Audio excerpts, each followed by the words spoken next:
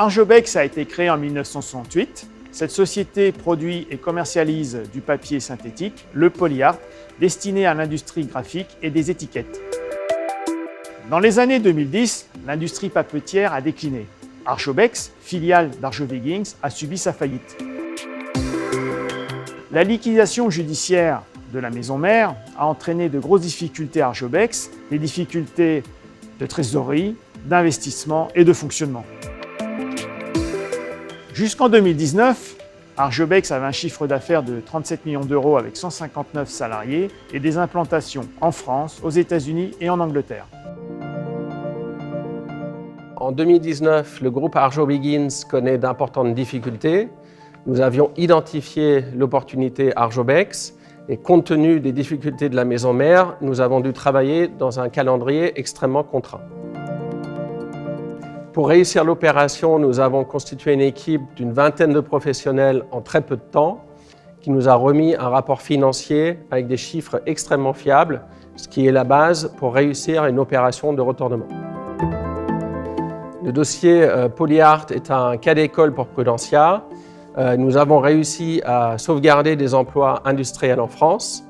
Nous avons réussi à maintenir un savoir-faire industriel en France, puisque le polyart a été inventé à Rives, en Isère. Prudentia a assuré la survie de l'entreprise et nous a donné les moyens stratégiques et financiers pour nous permettre de nous développer et assurer une croissance rapidement. Notre stratégie est de se positionner sur des marchés de niche à forte valeur ajoutée. Fin 2020, soit 18 mois après l'opération de sauvetage, Arjobex a acquis 100% du groupe allemand MDV, son premier concurrent européen.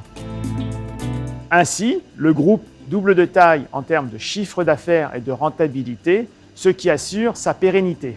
Ce qui nous a permis d'atteindre un chiffre d'affaires de 73 millions d'euros avec plus de 300 collaborateurs. Nous souhaitons développer encore plus les ventes en Amérique du Nord et en Asie. Nous allons même ouvrir une filiale commerciale en Inde. Nous portons une attention particulière au développement durable en développant de nouveaux produits à partir de matières recyclées. Être nominé pour le prix Ulysse, c'est un honneur et sincèrement, je pense que nous méritons ce prix.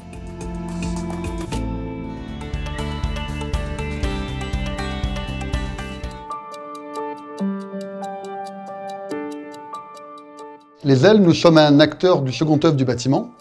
Nous concevons, nous fabriquons et nous installons des menuiseries sur l'ensemble du territoire pour le logement.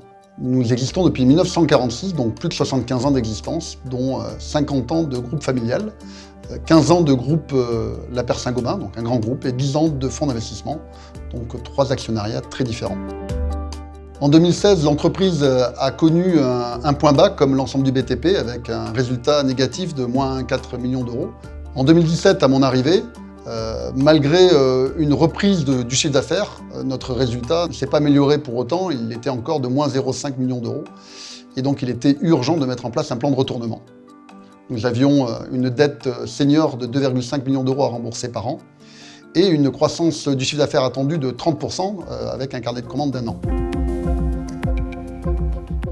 Le retournement s'est déroulé en plusieurs étapes. Donc une première étape qui était celle du diagnostic et de l'analyse.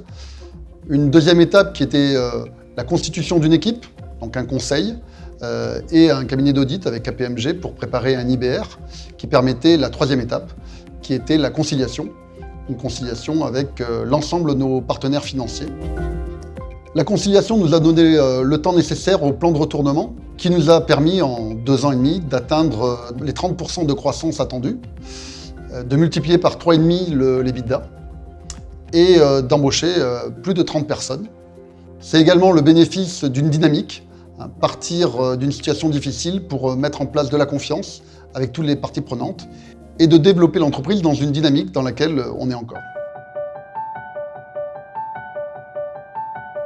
Le résultat de ce plan de retournement pour le futur, c'est une confiance qui, avec nos partenaires financiers, nous a permis de faire une reprise de l'entreprise avec 100% des salariés avec qui nous avons monté le premier FCPE de reprise depuis la loi Pacte de 2019.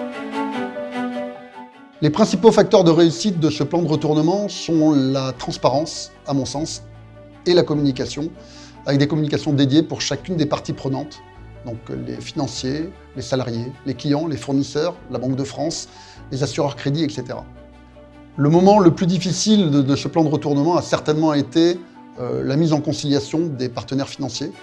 C'est brutal et c'est décisif pour s'assurer de leur confiance. Sans eux, on ne peut pas faire ce plan de retournement.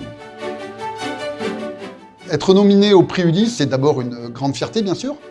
Et c'est la reconnaissance d'une méthode, celle de la conciliation, celle d'un collectif qui travaille ensemble pour retourner une entreprise, préserver de l'emploi d'une entreprise de taille intermédiaire dans un territoire de montagne. Je ne sais pas si on va gagner ce prix Ulysse. Ce dont je suis certain, c'est qu'on a déjà gagné la fierté de tout le travail accompli, de la préservation de cette belle entreprise, de son écosystème, de l'emploi de ses salariés et de ce village dont elle dépend et qui dépend d'elle.